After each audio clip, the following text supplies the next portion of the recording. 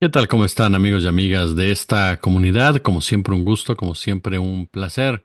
Espero hayan disfrutado la entrevista con Eddie Small. Varios de ustedes me pidieron que platicáramos con Eddie sobre el tema precisamente de Trump y qué mejor día que el de hoy para hacerlo.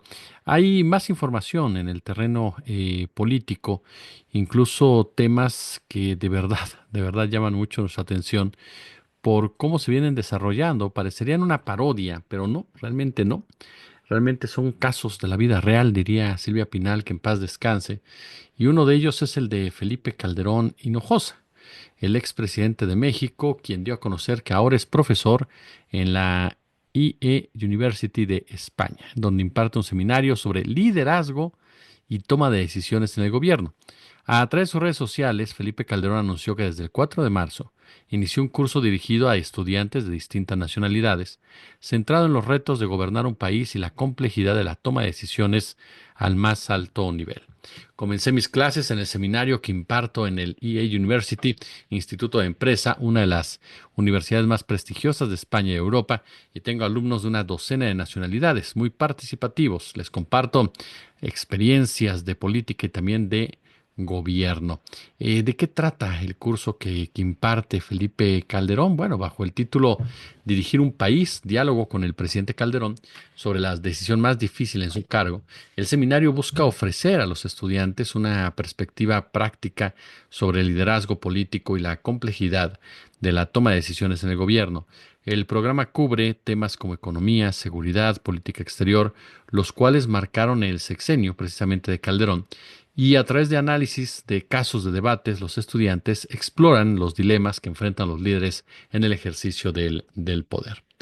Esto es una muestra de algo mucho más profundo y que tiene que ver con la forma en cómo personajes que encabezaron un país, que lideraron un gobierno, se engañan de la vil manera y siguen engañando al resto. Llega un momento en el cual el negacionismo crónico se convierte en la bandera de muchos personajes, quienes prefieren, por supuesto, atrincherarse en los recuerdos creados por su propia imaginación que en la realidad de los hechos. Felipe Calderón no fue ni será nunca un presidente querido en México. No fue ni será nunca bien recordado. No fue ni será nunca ubicado como un presidente adecuado para el país. Felipe Calderón fue, lo hemos dicho ya en infinidad de ocasiones, una de las páginas más oscuras que ha tenido nuestro país. Hoy por la tarde, en una muy buena entrevista que les recomiendo la vean en el canal alterno, Ramiro Padilla me hacía referencia a puntos verdaderamente sensibles de nuestro país. Y me decía, por primera vez tenemos un país que se parece a nosotros, un país del cual te puedes sentir orgulloso en muchas medidas, en otras no, por supuesto, hay todo tipo de personajes, incluso en la 4T, de lo cual estamos hablando en el siguiente espacio. Pero la realidad es que en la mayoría de los casos, y por los dos mandatarios, un mandatario, una mandataria que hemos tenido, te permite entender la dignificación como tal de la política.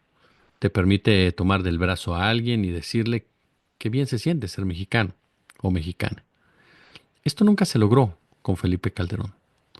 Nunca, de verdad, nunca se alcanzó, digámoslo de esa forma, un nivel de representatividad, pero no solamente con Calderón, sino con el propio Peña Nieto, con Vicente Fox, que mire, el caso de Vicente Fox es muchas veces más paradigmático, porque Fox en realidad para muchas personas fue la esperanza de un cambio. Ya después entiendes cómo se mueven todos los modelos militares, económicos, y te das cuenta que hay situaciones que son muy complicadas de romper, y otras que se profundizan precisamente incluso por el compromiso de la deuda externa, y unos más que participan feliz y activamente. ¿Por qué? Porque son simples empleados de las corporaciones. Pero Fox era para mucha gente la esperanza de cambio, y sin embargo tampoco se logró esa, esa empatía, tampoco se logró ese compromiso, tampoco se logró ese sentimiento de pertenencia. Fox era visto por algunos, sí, la posibilidad de sacar finalmente al PRI, un partido que durante muchos años nos había hecho un daño irreversible en diversas áreas si no se rompía de tajo con el sistema. Y se pensó que Fox podría ser esa persona. No fue así, lo profundizó mucho más.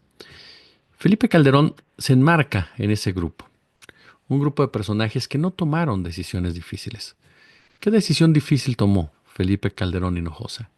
Si simple y llanamente respondió siempre a las órdenes de sus patrones, si simple y llanamente respondió siempre a las directrices de sus promotores, de sus protectores, si desde un principio aplicó una estrategia securitaria para criminalizar al pueblo de México, para perseguir al pueblo de México, para acabar de una vez por todas con cualquier posibilidad de reclamo, de exigencia, de denuncia de una población que además de haber sido despojada de su derecho a la democracia, también veía cómo se precarizaba cada día más la vida.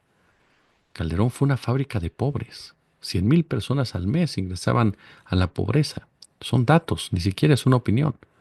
¿Cómo puedes calificar de buen gobierno a una administración que genera esa cantidad de miseria entre su población y que además impide que ésta reclame con la bayoneta en la cabeza? Cuando Felipe Calderón habla de impartir una forma de gobierno, nos muestra también la manera en cómo la derecha continúa permeando desde el punto de vista más sustancioso que tiene, la seducción entre los jóvenes. Jóvenes que acuden a diferentes universidades, a diferentes institutos, muchos de ellos por supuesto de dinero, y quienes son sometidos a una especie de lavado de cerebro en donde les hacen abandonar cualquier posibilidad de compromiso social, donde les hacen creer que políticas como las que aplicó este hombre en México, que fueron de verdad una majadería, por decirlo menos, son la solución a los problemas que día a día se agudizan cada día más. Pero así opera la derecha desde hace mucho tiempo. Lo vimos con los legionarios de Cristo, seduciendo a estudiantes de gran poder adquisitivo, que después se convirtieron en dueños de empresas, de medios de comunicación, de empresas de productos ultraprocesados, de todo tipo de empresas que permitió que ampararan, protegieran y fueran cómplices de Marcial Maciel. Porque Marcial Maciel fue un pederasta, pero ¿qué fueron todos esos dueños de medios quienes callaron la nota? ¿Qué fueron todas aquellas empresas como Bimbo quienes boicotearon a los espacios que se atrevieron a dar esa nota? Y todos porque emergieron de ahí, de una universidad en donde los legionarios de Cristo tenían una influencia directa y enarbolaban la figura de este líder. Lo mismo pasa en el ITAM, lo mismo pasa en el TEC, lo mismo pasa incluso en nuestra máxima casa de estudios en la UNAM, en facultades como la de Economía o de Derecho, en donde despojan a los jóvenes de cualquier postura crítica al sistema y los vuelven parte inherente del mismo. ¿Cómo? Normalizando, legitimando, justificando y tristemente, incluso idolatrando, sean tesis, sean programas, sean proyectos o sean personalidades. Felipe Calderón no tiene la autoridad en ningún sentido para hablar de los retos de gobernar un país, porque él desgobernó México. Lo único que podría enseñar Felipe Calderón es cómo aplicar la necropolítica en su propio país sin sentir remordimientos, y creo que en ese sentido el alcohol juega un papel determinante para engañarse y atrincherarse en su propia cantinita y fingir que está con el mando, o que él tiene el mando. Por eso cuando habla de la complejidad de la toma de decisiones al más alto nivel, sinceramente se engaña, como les decía al principio de esta charla, porque él jamás tomó esas determinaciones. Él era un esbirro más, un operador más, un administrador más. Sí, de una categoría superior, un pelín superior que Genaro García Luna, pero al final de cuentas, un administrador, al que el Estado profundo de la Unión Americana, que por cierto hoy libra esta batalla brutal con Donald Trump, que quién sabe cómo vaya a quedar el mundo después de la misma, le ordenaba qué hacer y cómo hacer las cosas. Le decía qué hacer, para qué hacer, cuándo hacer, sin importar las consecuencias precisamente de, de sus actos. Entonces, en realidad, las decisiones de Calderón eran simples, eran obedecer lo que un poder superior le indicaba. Pero, re- regreso, muchos de estos personajes viven engañados. Es como Fox. Fox de verdad está está convencido de que él es una Dalí de la democracia, que él es el presidente del cambio, que él fue el representante de la democracia en México, cuando en realidad él fue parte de un acuerdo del cual estaba perfectamente enterado y por eso recibía todo tipo de órdenes por parte de las corporaciones. Salinas y Cedillo fueron dos hijos de su, en toda la extensión de la palabra, perversos, maquiavélicos, duros, pero aún con una presencia presidencial importante. Salinas incluso fue un presidente de mucho poder político en realidad. Pero en el caso de Fox, en el caso de Calderón y en el caso de Peña, son tres expresidentes totalmente sometidos por un interés empresarial. Y por eso nos fue como nos fue. Porque no importaba, literalmente, no importaba el ser humano. Había que desecharlo si era necesario.